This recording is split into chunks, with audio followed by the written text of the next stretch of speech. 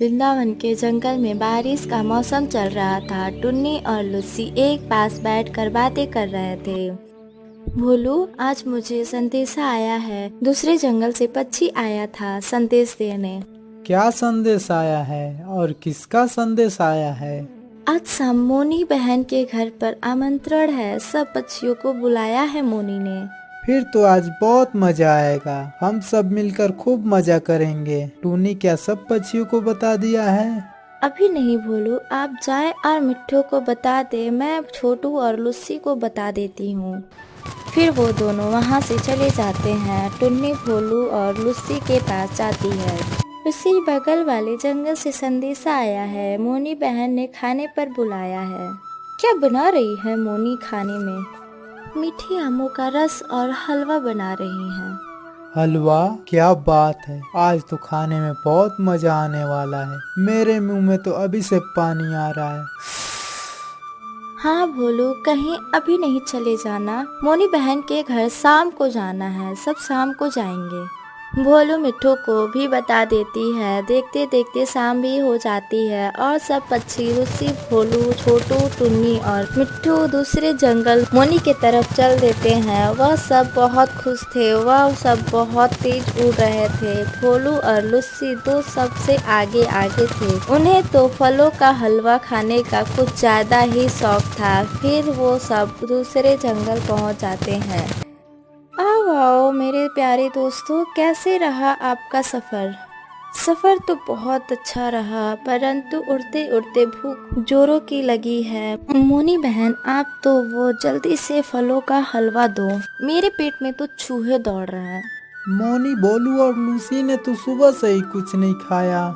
मोनी बहन, हम सब थक गए हैं। हमारा सफर भी बहुत अच्छा गुजरा और आपका बहुत बहुत धन्यवाद जो आप इतने प्यार से जब भी हलवा बनाती हो हमें बुला लेती हो।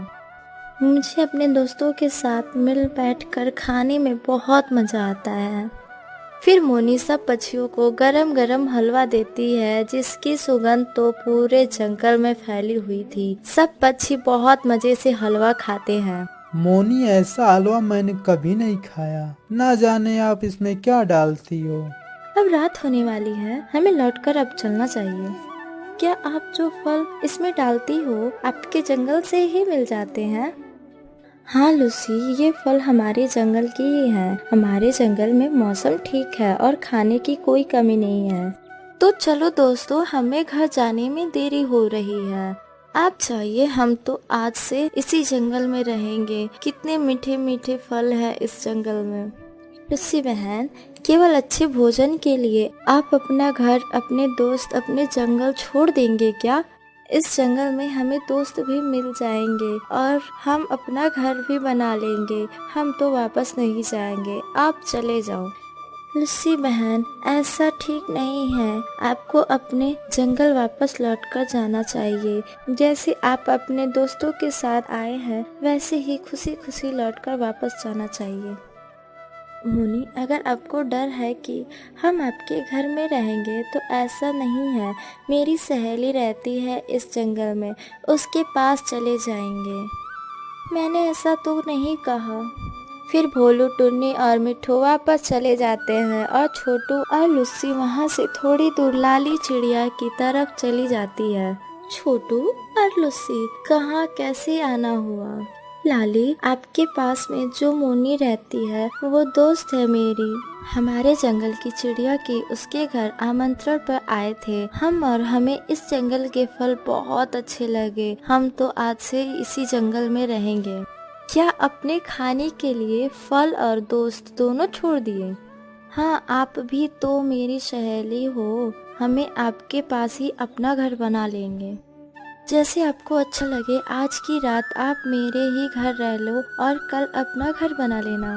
टूनी, छोटू और लूसी तो कुछ ज्यादा ही लालच करते हैं। कैसे उन्होंने मोनी के जंगल में फल देखकर घर ही छोड़ दिया। भोलू, कुछ पक्षी ऐसे होते हैं जिनके लिए अपने घर दोस्त जंगल से बढ़कर भोजन होते हैं। वो सब ऐसे ही आपस में बात करते करते सो जाते हैं। अगली सुबह दूसरे जंगल में छोटू और लूसी तो मजे कर रहे थे। वहाँ तो तरह तरह के फल थे। वह डाल डाल के फल खाते और नदी से ठंडा ठंडा पानी पीते और जब रात होती तो हर रोज लाली के घर चले जाते। लूसी बहन, एक बात कहना था, अगर आपको बुरा ना लगे तो। हाँ हाँ बताओ मेरी सहेली, क्या बात है?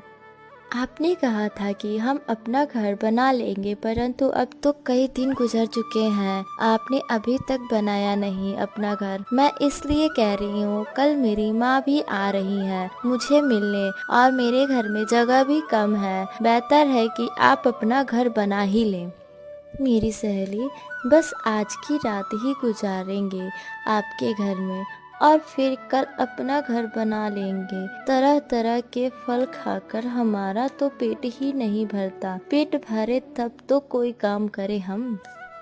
लूसी बहन, ना तो ये फल हमेशा रहते हैं और ना ही मौसम एक जैसा रहता है। अगर आपको इस जंगल में रहना है तो कल अपना घर बनाकर उसी में रहना। मैं आपकी सहेली हूँ और मुझे शर्मिंदा कर रही हैं आप। अच्छा अच्छा लाली, कहा ना कि कल नहीं आएंगे आपके तरफ। फिर वह सब सो जाते हैं। अगले दिन छोटू लूसी से कहता है, लूसी, आज हमें अपना घर बना लेना चाहिए। अगर मौसम खराब हो गया तो क्या करेंगे? और मुझे तो पूरा विश्वास है कि आज की रात आपकी सहेली भी हमें अपने घर में नहीं रखेगी। छोटू, जब रात होगी तो देखे जाएंगे। मेरी सहेली ने ना रखा तो क्या हुआ, मोनी के यहाँ चले जाएंगे, खाओ पियो और मौज करो। वह सब ऐसे बैठकर बातें कर रहे थे कि भोलू और टुन्नी उड़ते उड़ते वहाँ आ जाते हैं। लूसी बहन, कैसे हो और क्या आपने अपना घर बना लिया है इस जंगल में? हमें तो इस जंगल में पक्षी अपना घर बनाने ही नहीं दे रहे हैं। हर रोज कोई न कोई पक्षी घर ले जाता है हमें। हम बादल के पास गए थे, आज या कल में बादल आ रहे हैं बरसात करने। हम सब अपना अपना घर अच्छे से बना लिए हैं। तुम्हारे पास रहने को अपना घर नहीं है। बारिश के इन दिनों में कोई भी पक्षी आपको अपने घर में नहीं रखेगा। भोलू ठीक कह रहे हैं। लूसी बहन, आप भी अपने घर वापस आ जाए और अपने घर की मरम्मत कर ले। अभी इस जंगल में फल हैं, हम तो मजे मजे से फल खाएंगे और तुम जाओ और अपना काम करो। बारिश होगी तो हम देख लेंगे। फिर भोलू और टुन्नी वहाँ से चले जाते हैं। छोटू और लूसी तो गहरी छांव में सो जाते हैं। उन्हें तो पता ही नहीं चला कि कब रात हो जाती है। उठो छोटू उठो, रात हो गई है और हमें पता ही नहीं चला। छोटू, बादल भी बहुत गहरे हैं, अगर बारिश शुरू हो गई तो हम कहाँ जाएंगे? सब पक्षी अपने अपने घरों में सुरक्षित बैठे हैं। पूरे जंगल में एक हम ही हैं जो ऐसे बेघर हुए बैठे हैं। फिर छोटू और लूसी की सहेली लाली के घर चले जाते हैं। लाली बहन, बारिश होने वाली है, प्लीज आज की रात फिर से हमें अपने घर में रख लो। हम सो गए थे और घर नहीं बना पाए। ना तो मैं तुम्हारी सहेली हूँ और ना ही तुम्हें जानती हूँ। मैं तुम्हारे जैसे पक्षियों से दोस्ती रखना शर्म की बात है। भाग जाओ यहाँ से, मेरे घर में कोई जगह नहीं है। छोटू, अब हम क्या करें? बारिश आने से पहले हम अपने जंगल ही वापस लौट जाते हैं।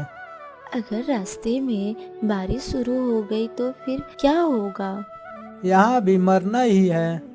और तेज बादल गरजता है और तेज बारिश शुरू हो जाती है। फिर वह तेजी से अपने जंगल की तरफ उड़ते हैं। पूरे जंगल में कोई पक्षी ना था। सब अपने घर में बैठकर मौसम का आनंद ले रहे थे। छोटू और लूसी तो तरह तरह के खाने में लगे रहे और उन दोनों ने अपना घर भी नहीं बनाया था। वह ऐसी बारिश में बहुत मुश्किल से उड़ रहे थे कि वह जैसे ही नदी पर से गुजरते हैं कि आसमान से एक बिजली उन पर गिर जाती है और वह दोनों वहीं पे मर जाते हैं।